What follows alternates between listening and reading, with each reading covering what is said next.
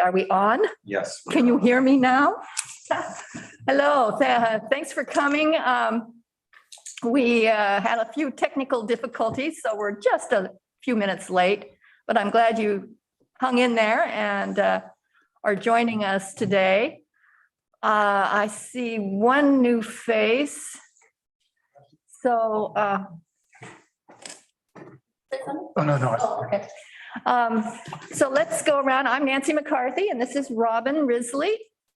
And we will go around and ask people what they are interested in talking about, and then we will return to actually talking to people.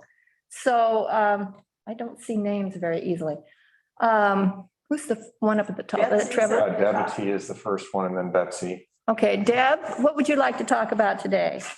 I just had a question about retail tax and some of the tax questions about just some basic related to the food tax, and also just had a couple other questions that, you know, I can get here at this meeting that I can't in other places. So, and then I wanted to ask about the pamphlet for the Secretary of State and if that ever came through. So just a few questions like that, and also keeping track of who attends these meetings. I wanted to ask if that is done. Okay. Betsy, what would you like to talk about today? Oh, I don't really have any pressing issues today, except to just thank you guys for your service. And I'll be really glad when this election cycle gets over and our ballots are counted and we can start supporting the essentials we need to have in our community. Oh, you and me both. All right. Let's see. We have Cindy. Hello. Hi. Hi. I just had some questions about the transportation study. And as the results come out of the transportation study, what happens with those, and if the city council is involved at all with the decisions, or how decisions on what's going to change, who makes those decisions? Okay, that's a good question. We haven't really talked about that much here. And then Dale Mosby. Good morning, all. Hi. I just joined to hear what's going on and try to keep up with news. Nothing that I want to bring up. Okay, great. Welcome. Betty, how about you? Okay, you're on mute. There you go. I'm just going to listen also and hear what's going on. Thank you. Okay. A lot of listeners today. And let's see. Richard. Richard, how about you? Hi there, just here to listen. Thank you. Okay. Eric. And Trevor? Oh, and Eric. Trevor, I know you're here. Are you just listening, trying to answer questions? Yeah. Okay. You're trying to keep me out of trouble. Good luck. And finally, Eric. Hey, I just wanted to continue the conversation that a little bit that was had during the city council meeting about the sign ordinance in town and the way it's applied in residential areas. Some interesting things I found through some research. Okay, that's great. And Lynn or Les. Yeah, it's Les. Just talk. Oh, I have to talk. Okay. Hi. I'm concerned that we've lost our code enforcement officer because I see a lot of the things that we have trouble with are lack of manpower. And how is the city going to address that? Codes come up all the time and questions come up all the time. And so that's my concern for the day. Oh, that's very true. And Jason is here. Our chief is here today, so he will be able to answer those questions. And I think that is Jan on the phone. Jan, do you have anything you want to talk about? Yeah.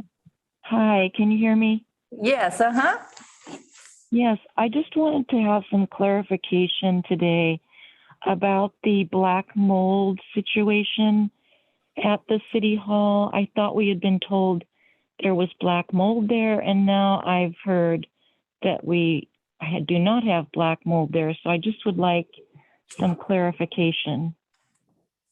Okay, all right. Well, let's see, there is nothing that predominates here except people listening. So I think unless we want a really quiet session today, we'll probably talk about some of the other topics.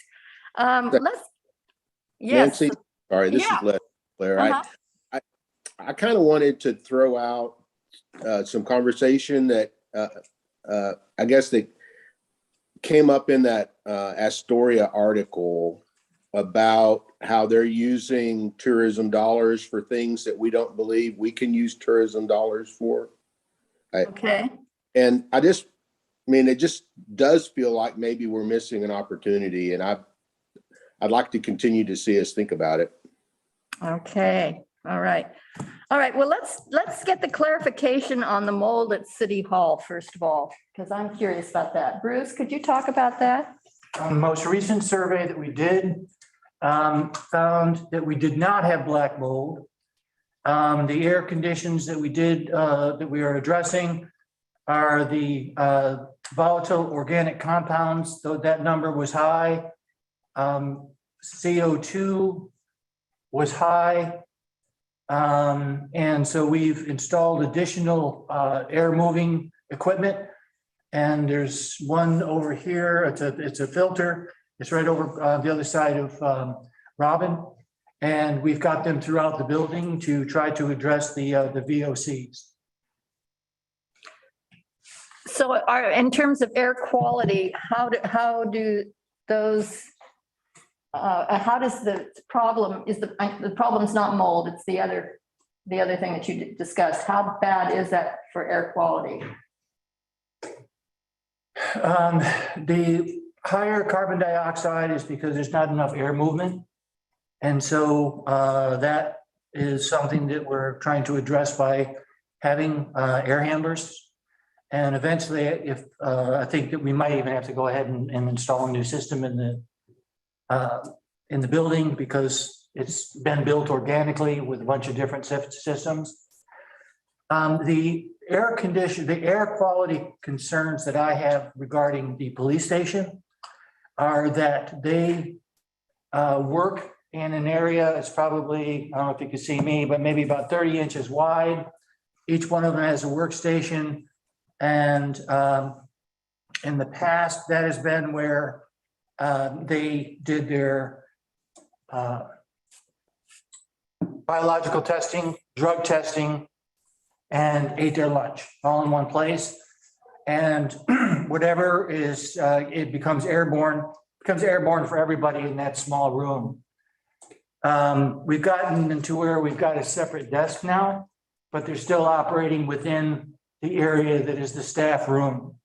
We have the evidence room, the evidence locker, and there's, there's drug evidence. Is there biological in there still? Is what? Is there biological still in the evidence locker? Yeah. Yeah. So we have drug and biological, and that air mixes freely with the air that is, breathed by the police officers. So those are more the issues from my side. And it was their area that had the highest count of the VOCs. Jason, could you talk about how the air quality might be affecting your officers? Well, I've had several officers and administrative assistants that have had issues with headaches, allergies, and it goes away when they're not in the department, when they're at home. They don't have those issues, or when they're other places. So there are the issues where they're having headaches and allergic type reactions to the air quality there. Okay. And again, I don't know what the long-term impact might be for the drug and biological airborne compounds. But any place that normally deals with those things, deals with it in a, and we've tried to create a negative pressure area in the evidence room, but generally it's done under a fume hood or in some place that the air is expelled as opposed to being able to move throughout the rest of the building. And we don't have that. Jan, does that answer your question? Yep, for now. Thank you. Okay. Robin, did you have anything you wanted to bring up today? No, I'm anxious to hear some of the answers to the different questions. Okay. Let's talk about let's talk about Les and Lynn's concern about code enforcement. I understand that we don't have a code enforcement officer at the moment. Is that right, Jason? What That is correct. How are the complaints being responded to? We still are addressing code complaints as they come in. Each, whoever the officer is that's working that shift will address them. So any code complaints that you guys have, continue to either call in or send in on the code enforcement complaint form, and we will address them. I know that Lieutenant Wilbur meets with Jeff and Karen once a week to discuss code issues that are going on and updates on them. But nothing has changed there, just the fact that we don't have our specific code enforcement officer to be working on them solely. And so we are opening up that position this week and getting it advertised. Do you have any idea when you might be able to hire somebody? No idea. Okay. It's just, once we get our applicants in, we'll see. It doesn't take as long as it does to hire a police officer because there's no psych involved, but we'll do our best. Okay. Les, Lynn, did you have any more questions about that particular issue? Yes. How do we, Jason, how do we go about finding out how an issue was resolved? We all know about the RV short-term rental problem this summer. I'm on the short-term rental task force. And so how would I get that information to see how that was resolved, or if we need to beef up penalties or whatever? Is that open record? Do I look it up online? I don't know. I will contact Jeff Adams. I'm not aware of that, what's happening with that. Well, I mean, I'm on the. Go ahead. So I can contact Jeff, but I did not know how do you find out what happens when there's a police involvement? Is that open records? Oh, yeah, there's, it's open to public record, or you can certainly call if there's a specific case that you want me to look at. You can certainly call me and I can let you know what happened with it. Okay, that's what I just need some information for our next meeting, because we're looking at trying to be useful to the city about making plans about short-term rentals. Thank you. Sure. So they can call you, or there isn't anything they can? Yeah, if there's a specific complaint that, I don't know about the policy with it, but if there's a specific complaint that's been reported to the police department, they can contact me or one of my admins and find out what happened, or they can file a public records request. Okay, great. That's good to know. Let us talk, let's see, transportation study. Cindy had questions about the transportation study. Bruce, would you like to take that? Yes, thank you. The transportation study is, there's an advisory group, and then there's also periodic open houses. And so they are providing the information, the advisory group provides the information to the, prior to one of those open houses. We get feedback from that, and then that information is available to the council, but at some point, the details of the report will go to council, and then they will have public meetings regarding what we might be able to address. Cindy, did you have specific questions that you'd like to have answered, or did that help? Okay, sorry, I was trying to figure out how to unmute. So once the results, or once all the information comes back to the city council, then my understanding is what you're saying is city council will hold more open houses so that if we have comments or suggestions. Unfortunately, I missed the I didn't see that there was going to be an open house until the very last one, and then I missed it.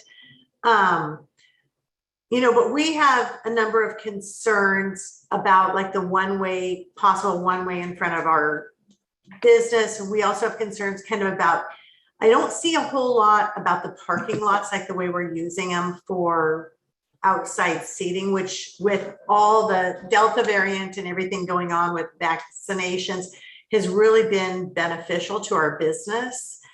And I'm wondering like if that piece is being incorporated, because I'm not seeing that when I'm like answering questions on the surveys. That's a good question. That's a very good question to be bringing up.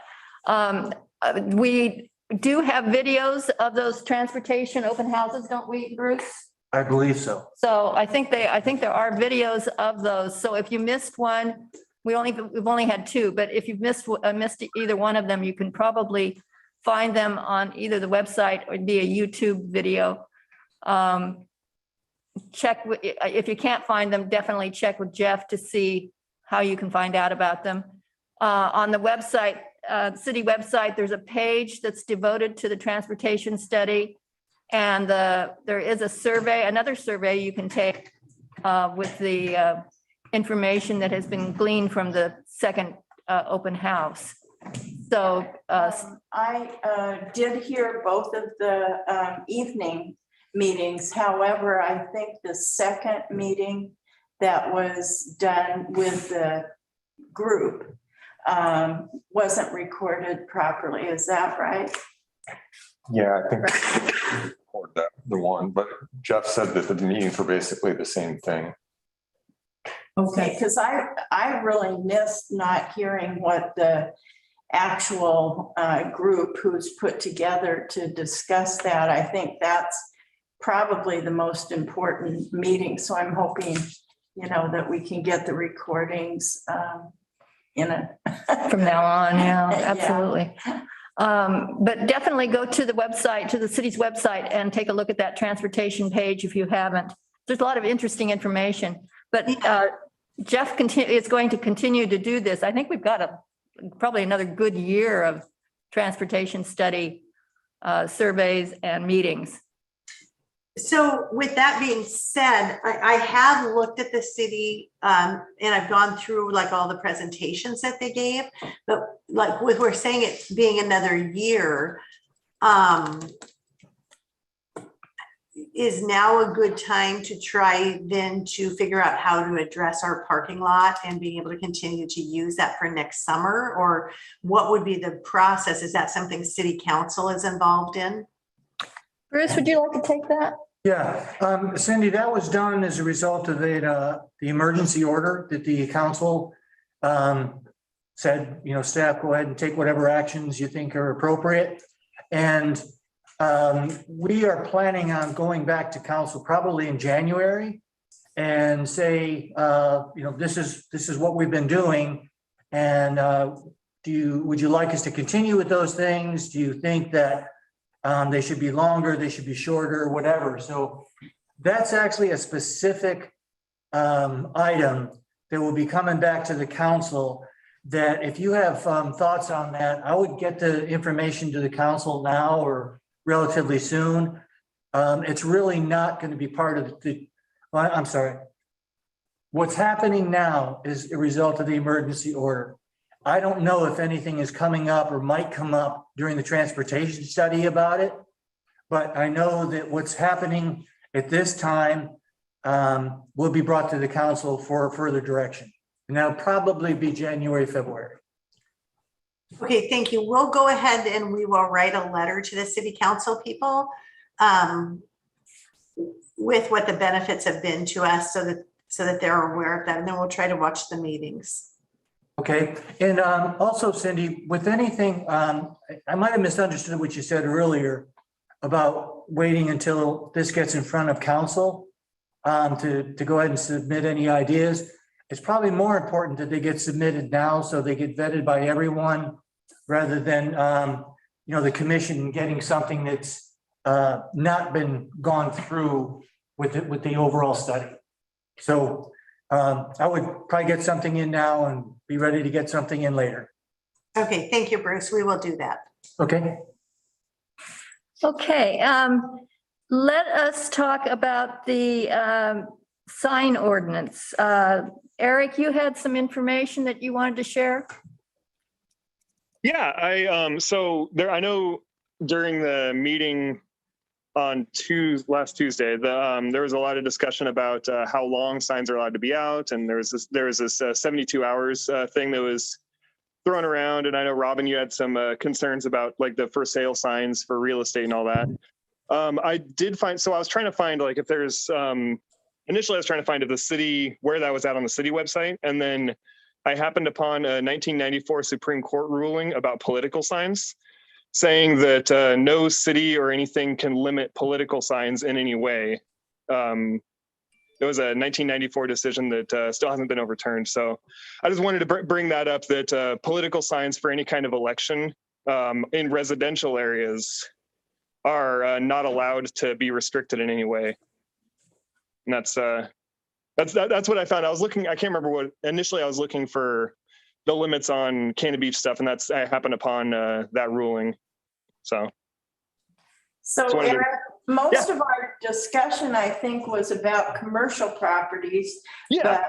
But I kind of concur with what you're telling us. Is I just can't envision that you would be required to limit your signs for a political campaign. Yeah, well, and it was most of the discussion was about the commercial. It was because that's what was kind of going on. The reason it was even brought up during the meeting, but I know the portion of the conversation did transition over to residential.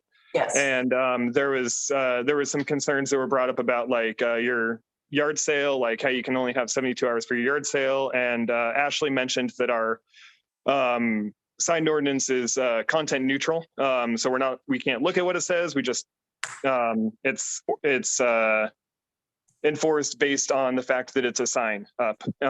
But then I found that about the political, and I was like, well, it can't be 100% content neutral, because you have to decide, is this a political sign or is this not a political sign? If it's not a political sign, then you're content neutral based on that. But if it is a political sign, then you can't enforce any kind of limitations on it in terms of numbers of signs and like the numbers of signs and the size and all that stuff. Eric, thank you for this information, and we'll follow up on that. Yeah, cool. Yeah, it was, I can't remember what the name of what the ruling was, but it was a 1994 Supreme Court ruling. That's all we'll need. Thank you. Cool. Thank you, Eric. I'll get something back to you. Great, thank you. All right, Les had a question about the spending of lodging taxes on things like the Astoria Athletic Club, or the swimming club there that they have, and various things. Les, would you like to describe what it is that you had a question about? Well, I believe the part that I noticed was talking about they use some of their funds to support their public restroom facilities. And it simply is, there seems to be other communities that take a broader view of what tourism related expenses are. And I just kind of thought, are we sure we know exactly the right answer? And wanted to raise the question. Bruce, would you like to take that? Sure. There is, let me see. There are communities that are being a little bit more aggressive and kind of testing the limits. Cannon Beach has been doing that for a very long time. The TAC fund gives funds away or provides funds for events and to manage events. And a strict reading of the law says that you can use those funds to promote an event, but not to operate an event. We are looking at redoing the restroom over here in Midtown. And there's two issues with that. One is that we don't have funds that are not already committed. We have three sources of of those funds. Some of them go into the general fund. 100% of one of the 1% goes to the chamber, and then another 1% goes to TAC. So the chamber is clear, it's promotion, it's visitor center, that sort of thing. The general fund, there are only certain portions of various tax levies that can go to the general fund. Probably the one that goes to TAC is the one that we're kind of more on the edge on that. But the other issue is because those funds are all committed in each one of those to each one of those causes, we don't have extra funds that we can put to the restrooms, for example, over here in Midtown. We would have to do some sort of a redistribution before we would be able to do that. We would have to do a redistribution before we could start applying money towards the expenses of the restrooms. One thing to keep in mind is that any time we increased the lodging taxes since 2003, we have been restricted by the state on how we can use those increases. And we've increased the lodging taxes twice by 2%, 1% one year and 1% another year. So we have a 2% situation where those lodging taxes are restricted very much by the state on how we can use them. The other lodging taxes, about, I think, 6% that we imposed before 2003, make up 2/3 of our general fund, which goes to everything, So keep in mind that we do have those restrictions. Now, the question is whether or not we can use that money from the 2% of lodging taxes to do things like pay for toilet paper in our restrooms. There are some cities that are trying to do some of those kinds of things, but I think Bend, I had heard that Bend actually did have a lawsuit go against it. Is that right? I'm aware of one suit that was involved with Bend, and it had to do with a specific action that they took. That they said, if you don't apply this to us, we will do this over here. And they didn't do that. And so that's what the lawsuit was about. It wasn't necessarily about whether they were buying toilet paper or building restrooms or whatever. So that's the only one that I'm aware of, Nancy. There is quite a threat that we deal with the Oregon Restaurants and Lodging Association, ORLA, with the threats of lawsuits that we're not handling our taxes. And it's not just Cannon Beach, it's every city in the state that receives lodging taxes. We really do have to follow strict guidelines. What other cities are doing, I don't know. I feel comfortable with what we're doing with our taxes. And that's all I can say about that. Where some of the confusion comes from is that, for example, it says that the funds can be used on tourism-related facilities. And we can all look at that quite broadly and say, well, clearly the restrooms are used mostly by the tourists, yada, yada. Where it becomes difficult as they go on and they define tourism-related facilities to be a conference center or a convention center, or a facility that will draw people from more than 50 miles and have them come here and stay overnight just because of that facility. So all of a sudden, the tourism-related facility, which seems very broad, gets narrowed down quite a bit. So what's happening, I think, is people are kind of, biting around the edges. We had done that, I think, a long time ago with TAC.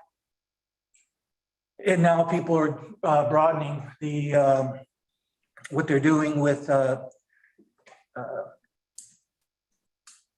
funds related to, say, restrooms or something like that. And when he says TAC, TAC is the Tourism and Arts Commission. So that is the group that funds our events and our festivals with lodging tax funds. Does anybody have any questions about that? Any more questions? Les, do you have any?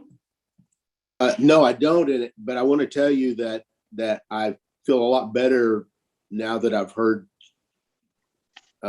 your responses. It's clear to me that the council and the city is paying attention to this. It's not just something that we forgot about, although I didn't believe that to begin with.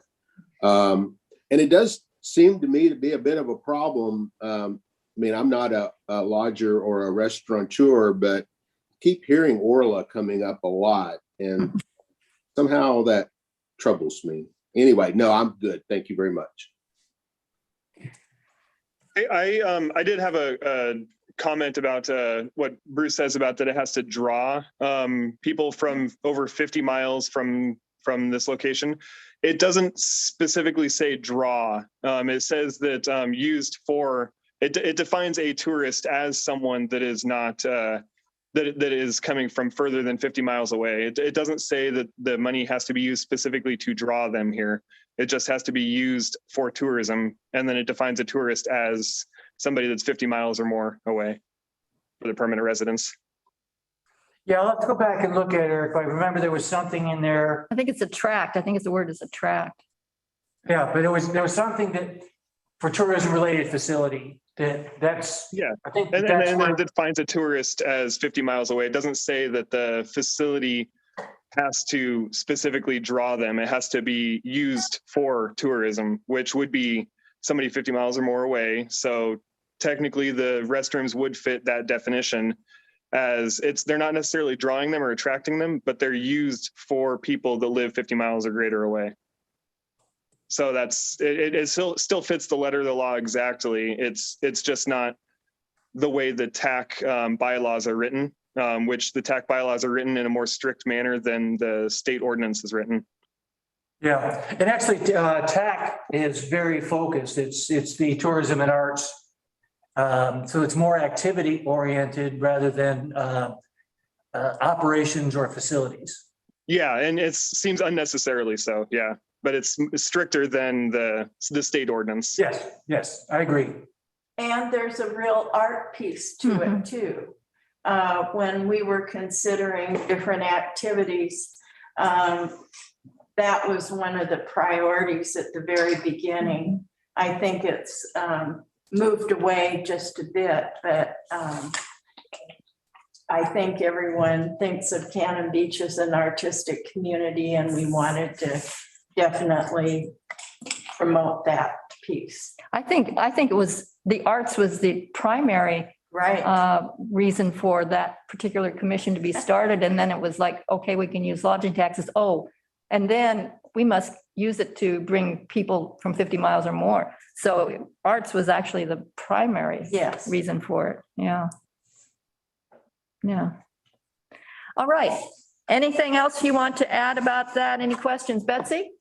No, it's not a question about that, but I did want to know, can you guys see when I put my hand up that I have a question from where you're sitting? Yeah, if we're paying attention. But yes, we can. I could just start talking. That would be okay too, I guess. I wanted to go back to, I'm sorry I missed the meeting on Tuesday night, but Robin, I wanted to ask you, just in the conversation a few minutes ago, it came up about real estate signs, and do we or do we not have some kind of limit on how long, once a property is sold, that a real estate sign?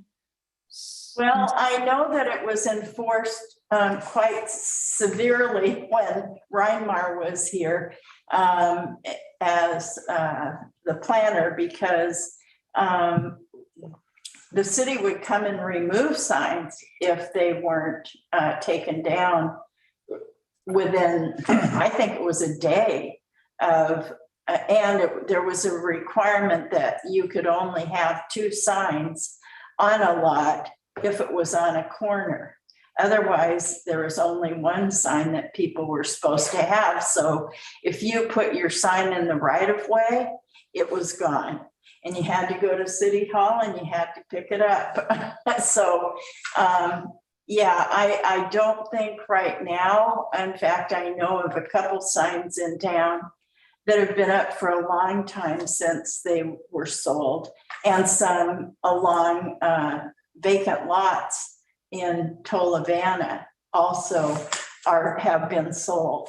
But I don't know if we need to get a better communication between the city and the realtors, because that would maybe help to get that more closely observed. Well, is it an ordinance or isn't it? Do you know? I think it is part of the ordinance, but I couldn't guarantee that. I think when Reinmar was there, he did follow that. And that, I guess, is what I'm hanging my hat on. Yeah, I'm wondering, because I too have noticed for months signs that say sold on them down in the south Right. Hemlock, and I'm like, well, isn't that something we're not supposed to be having? Well, like Lisa Fraser's Kite Shop. Yeah. That sign's been up for months. Yeah, I agree with you. Anyway, I keep thinking I'm going to fill out my little online thing to the code enforcement person every time I drive by. I'm like, well, isn't that just considered off-street advertising when it's no longer for sale? Anyway, thank you, Robin. Yes, yes. People use it that way. You bet. Yeah, absolutely. I'll look into it. Thank you, Jason. Okay. I think the next one is Deb, you had some questions about taxes and the food tax measure? Right. So I wanted to ask, did the pamphlet that you guys did for the Secretary of State, did it ever get approved or? It has not been approved. We're still waiting to hear back. Wow. Okay. That's late. Yeah. We missed the election. Okay. They should be responding in a timely manner with an election, you would think. I had called their office asking some questions and they never returned my call and never answered. So you may have the same problem. There's nobody at their office right now, I don't think. And if they are, I don't know where they are because they're not responding. Anyway, retail tax. That we get a lot of comments about retail tax. Why not tax everybody in the whole city, like galleries and retail stores? And I just needed the answer on that because I want to make sure it's fact-based.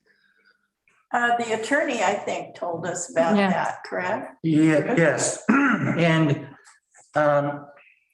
in order to avoid potential conflicts with other statutes, some of which say that a city cannot tax total sales of a business, that the attorneys have advised us in the prepared food tax to take out beverages.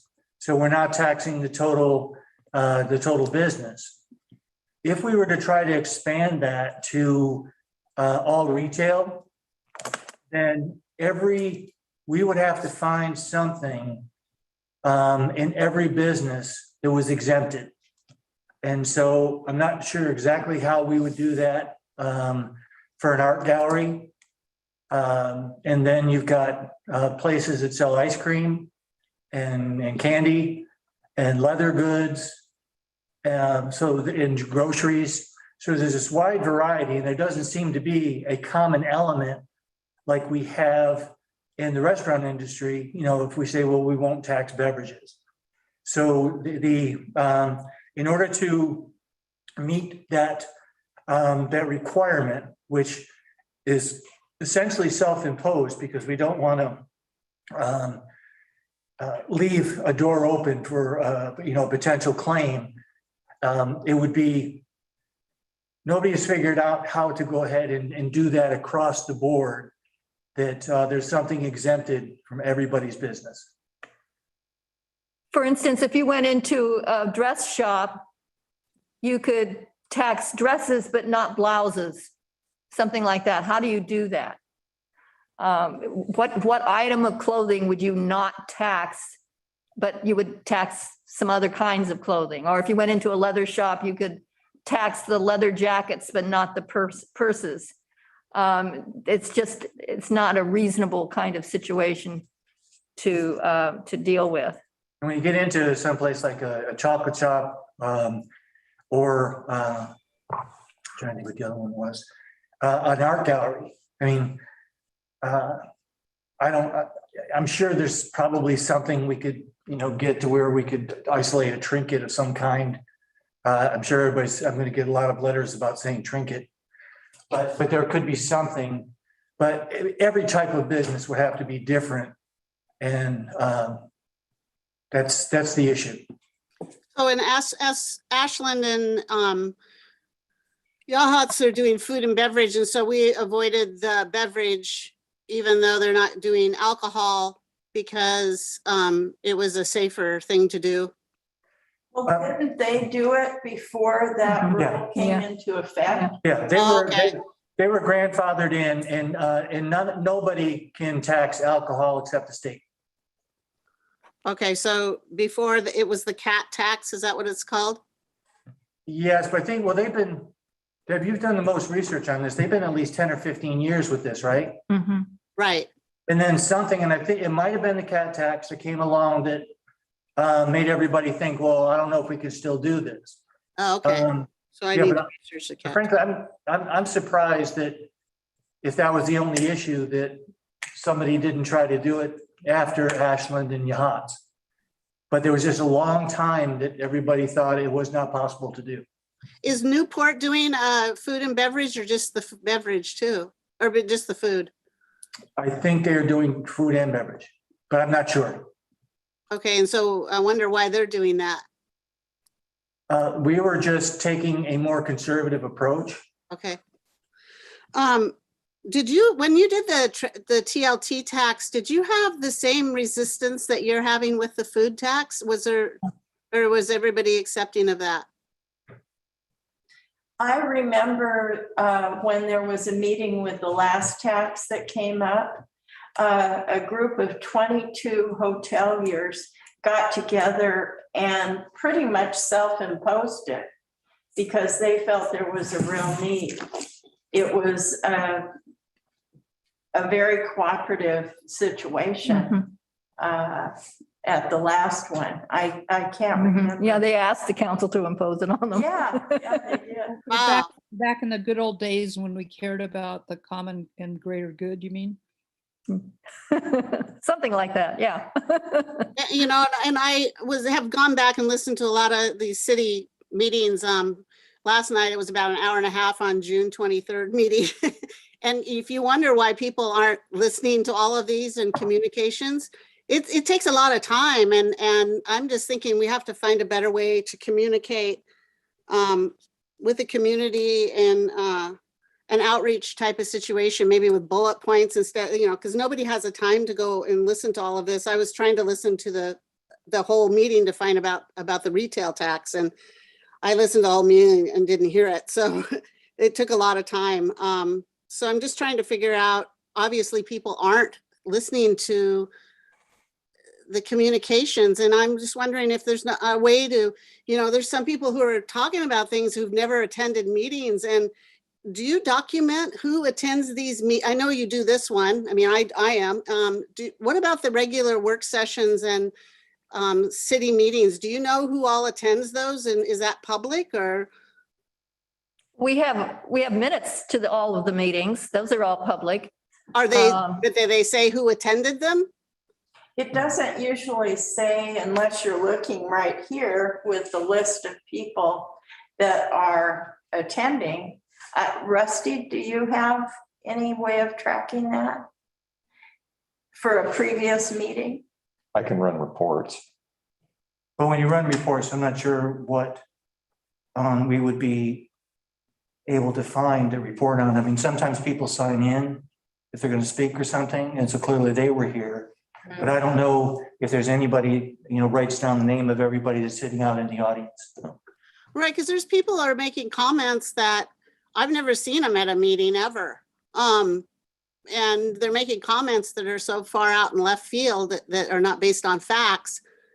And they communicate with a lot of people in this town. And I think it's kind of concerning if they're not, I mean, I don't know about, you guys have been studying this stuff for a long time, and I have immersed myself in it for 4 months or so now, and I'm not up to speed. I'm just a little pea on the planet here. So you guys study it all day long, and but you're talking about people out here voting who need a total education on all of this. And, for people who are making comments that have never even attended a meeting or listened to them or wherever, it's so far out there, some of the responses, like, just like the restaurants are going to pay this tax.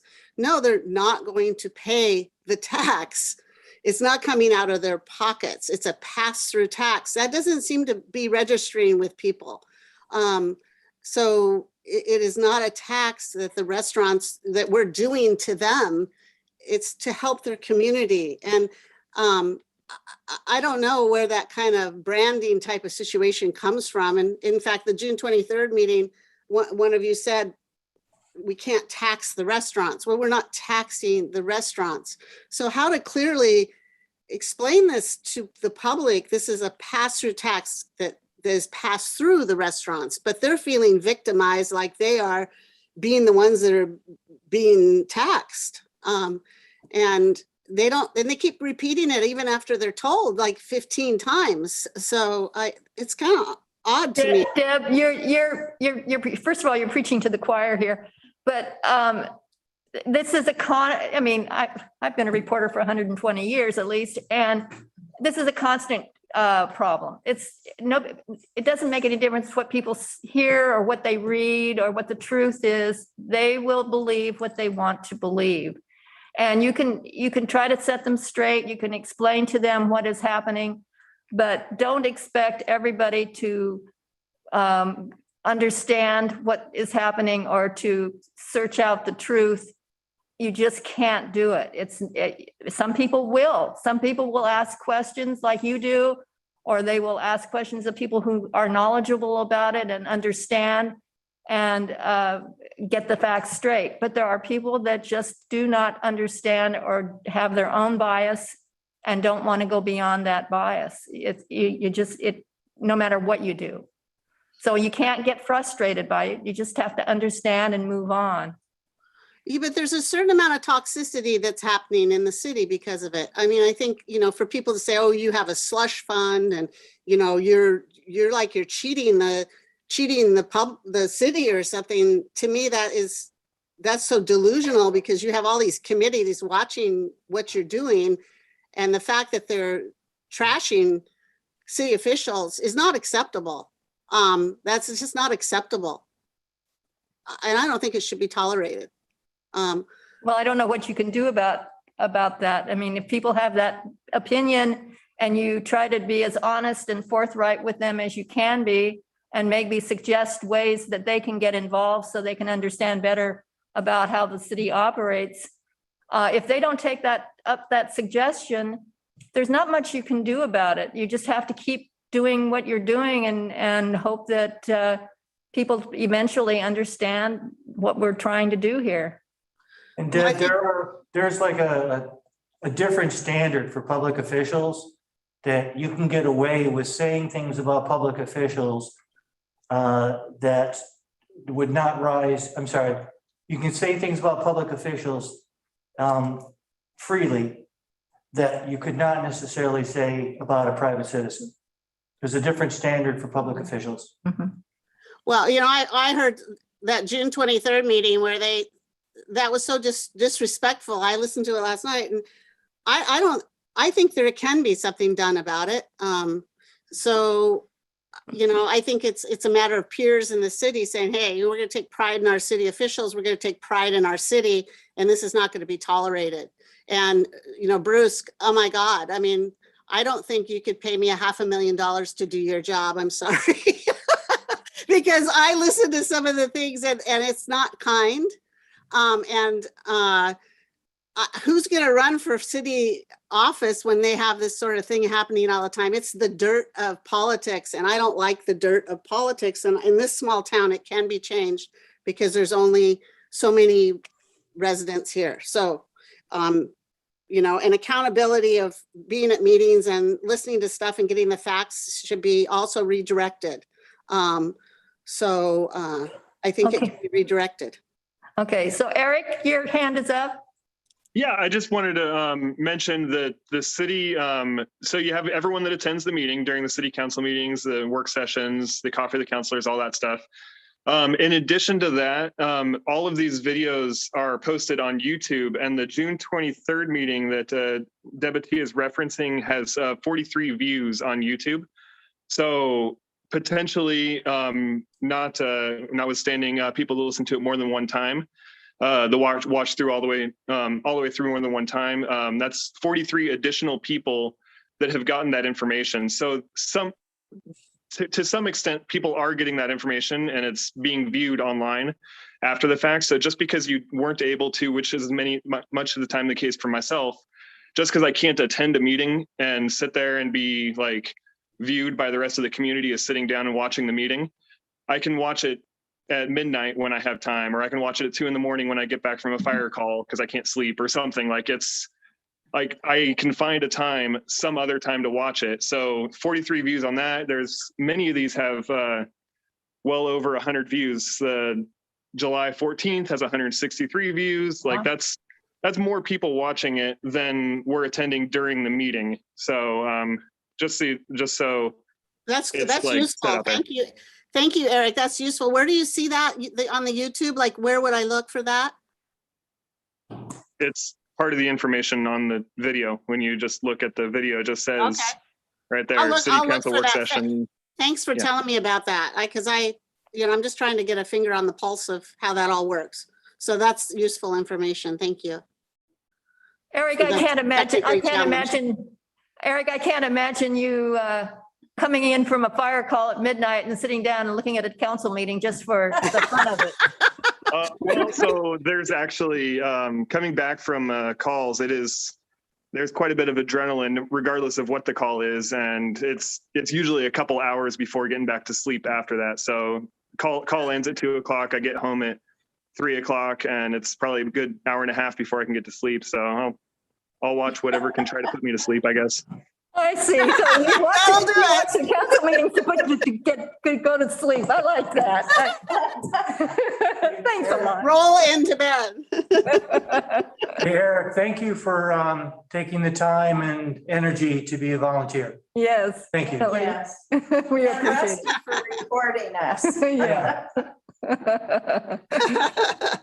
All right. Does anybody have anything else they'd like to say? I'd just like to say, living on the north end, not too far away from Highway 101, that I think that I have heard sirens every single day, either day or night now for the last, every single day. And I like it because it gets the little coyote pack. They all howl when the sirens go by, which is pretty entertaining. But anyway, I just want to say I really have my fingers crossed that people in this community will support this ballot measure, because I can tell you a lot of those sirens are people they're being manned by volunteers or women, to your choice. And I just think it's imperative that we support these services for our community. And thank you, councilwomen, for showing up and doing this once a month. I really appreciate it. And to have the staff there to answer questions too is really helpful. Thank you. Well, thank you for attending every month. We appreciate that too. Yeah, it's heartwarming to have these conversations and in a civil way. Yes, definitely. Well, these meetings are they're fun, they're interactive, and I like that too. So thank you. Thank you. All right. I think we are close to being done. Anybody have any other question? I've already got people waving me goodbye. So, so anybody else have any questions or concerns or comments? All right. Well, we will then say goodbye for this month and see you next month. Your bright shining faces. By then we'll know what the answer is on the tax. And hopefully we will be making plans to move ahead. So thank you very much for attending today, and we will see you next month. Bye-bye. Bye. Bye.